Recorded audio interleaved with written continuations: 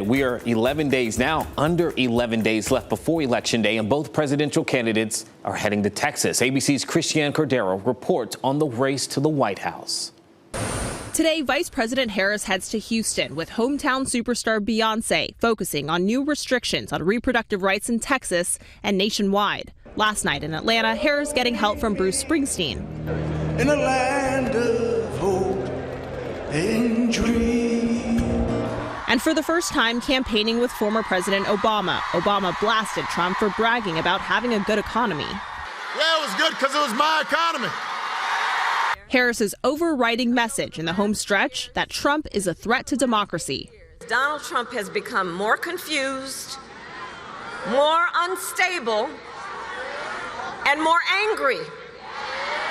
Trump also in Texas today, appearing on Joe Rogan's podcast for the first time, the most listened to podcast, reaching millions in a critical voter bloc, young men. Last night in Arizona, Trump escalated his anti-migrant rhetoric. We're a dumping ground. We're like a garbage can for the world. That's what's happened. That's what's happened to our... And overnight, another headline. Former model Stacey Williams telling CNN about alleged sexual misconduct by Trump in the early 90s. Williams telling CNN she was allegedly introduced to Trump by Jeffrey Epstein, claiming the now Republican nominee groped her at a meeting. The second he was in front of me, he pulled me into him, and his hands were just on me and didn't come off.